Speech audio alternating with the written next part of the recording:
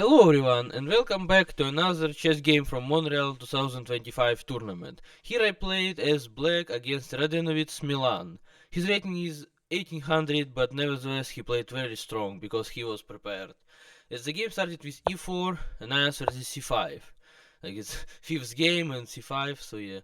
Knight f3, e6, and d4. We play the Sicilian defense. I tried to play Khan variation, but after the exchange and a6, he plays c4, blocking my b5 move. So I have to switch to the hedgehog system. I play queen c7. After a3, not letting my bishop to b4, I play knight f6, attacking the pawn. And after knight c3, simply bishop e7, preparing castling. He plays bishop e3, d6. Here is our small hedgehog, but it's not finished yet. Rook c1, knight d7, and bishop e2, castle, castle, b6. Here is the hedgehog, 4 pawns on the 6th rank.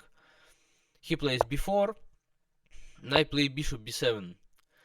As I now know, he all the time he had knight d5 in his pocket, but he never played it, so he played f3, rook c8, knight a4, and now queen b8, and now black is fine. But he plays knight b3 attacking my pawn, and the best move for me was to play bishop d8 at once, but I start to play tactically. I play rook e8, and I want him to take on b6, which was the best move for him, and after he takes, and I take on e4, he simply retreats to e3, and now he has 3 pawns against 1 on the queen side and a small advantage. But good for me, he missed it, he played king h1, a typical move, but now bishop d8, bishop goes to c7, already wanting to attack the h2 pawn, and the best move for him was to simply go knight d4 to the center, and if I play knight e5, then he has rook d1, maintaining pressure, and I cannot push d5 because after c5, very strong move, and b5 he pushes forward c6. After I take on a4, he does not take any of my pieces, he plays b5, wanting to connect his pawns, and after I take on b5, even now he doesn't take anything, he takes on d5. Now I am forced to take on c6, because else he will take on e6 as well, but after he takes on e6 anyway, I have to take the pawn, he takes on c6, and I'm left with a weak pawn, even if I'm one pawn up, so white has a strong advantage here. But instead of that, he went bishop g1, protecting his pawn, and d5. I attack the center. It's in time. Again, c5 was the best choice, but he takes on d5. And here I had two options. I could either take on d5 or play bishop f4. I calculated that after bishop f4 and retreating queen a2, I take on c1, take on d5, but after c5 I didn't like this position as black, even though I'm in exchange up, because his pieces are very active and my rooks are not so great. But it was the best choice, because he cannot play bishop e3 after bishop f4. Now after exchange of bishops I take on d5, attacking the queen and the pawn on c4.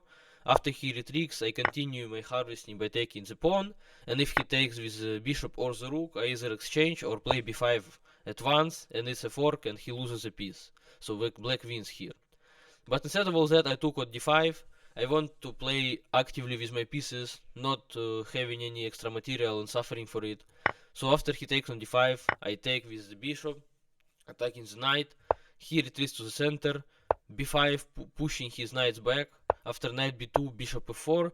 Now he has an exchange on c8, so I take with my rook. And the best move for him was to go queen d1, but now after knight e5 I have a small advantage due to my active pieces. But instead of that, he went bishop e3, offering a trade of bishops, and he thought that I cannot take on h2, and I believed him. I didn't take, I took on e3. But what if I took on h2? It's the most interesting part, because if he simply plays a4 attacking my pawn, I simply retreat my bishop to e5, and after the exchange I am one pawn up, because he cannot take on b5. But what if he plays f4 trapping my bishop? The interesting part is that I play knight e4, attacking the queen, and after queen d1 I do not retreat my bishop to g3 because of knight f5, but I play queen d6, sacrificing my bishop.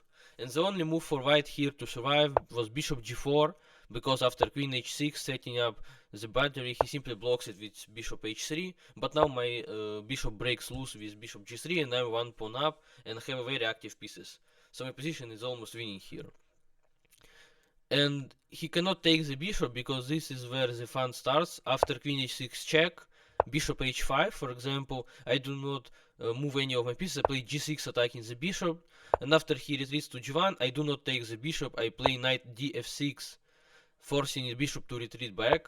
And after bishop g4 attacking my rook, I simply play rook c3 attacking his bishop. And after bishop f2, it looks like I have to take on g4, but no, I have knight d2 attacking the rook and forcing white queen to retreat. Because if he takes on d2, then I take on g4 and there is no way to prevent checkmate. So he has to play bishop f3, retreating the bishop. And now I take on f1, winning back my material. After he takes, I give a check, exchange queens, exchange on f3, and take on a3. And in this position, the rook and two pawns are clearly stronger than two white pieces that are cramped on the king side. Or he could, instead of playing bishop h5 on the 28th move, he could retreat with king, but now knight g3, attacking the rook, and after bishop f3 he sacrifices it. I simply play knight f6, protecting my bishop. He runs with king, but I am right here with queen h4. After king e1, I play h5, wanting to put my other knight on g4. After bishop f2 pinning my knight, I play rook e8 check. After blocking, I exchange on f3 and play knight d5.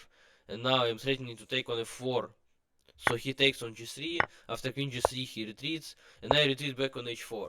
And despite white having one piece up, black is having a lot of good counterplay, and black position is even better, because white's king is very weak. So that's how this might have ended, but these all are very difficult variations and I didn't find them, so I took on e3. After he took, I play rook e8, and after queen d2 I play knight e5. Here I'm already in a time trouble, so after a4 I have to calculate quickly. I take his pawn.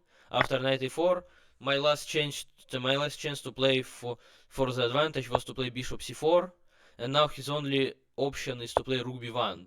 And after exchange on e2 and rook d8, I still maintain a bit of pressure, because if he takes on c4, then my knights become very active. I take on c4, he has to protect his pawns to replace queen c3, but now knight e3 attacking the rook. Now after rook b1, I play knight d5 attacking the queen, and after queen d2 I play queen f4, and it is already threatening for white. But after rook b1 he would be fine. But instead I played knight c6 because I didn't like the knight at all. So he exchanges and puts knight c5 attacking my pawn. And here I calculated the last variation that leads to equality. I play bishop b5, and now he cannot take on a6 because I will take rook e2, and whatever he does, he is one pawn piece down. Like for example, if he takes on b8, I simply take on d2 and I'm one free bishop up. And if he takes on e2 instead of b8, I simply take the queen, and after knight b8 I take the rook on f1, and still I'm one bishop up. So he has to take on b5, and here he probably thought that I would take with my pawn, and after rook a1 he will have some counterplay against my weak pawn. But I simply take with the queen, attacking his rook, and it seems like after rook a1 there is no way to protect the pawn, but here I surprise him with the interesting move a5. And the point is that he cannot take this pawn at all. If he takes with the pawn, it's very simple, he loses his knight. If he takes with the rook, there is another simple solution, mate on f1. Checkmate. And if he plays rook b1 protecting this pawn, I simply take, attacking the knight, and he cannot take this pawn because after that it will be a checkmate on first rank. So he finds the only move that leads to equality, knight d3. I exchange on b4, and now there is like almost nothing to play with, so I play queen e2, we exchange queens, and after he gives a check and I retreat my rook, he exchanges it, and we agree to a draw. So it was a very unnerving game, but yeah, I missed a few good chances in it, but nevertheless I played well. So I hope you can learn something from it, and please like and subscribe if you liked it, and goodbye.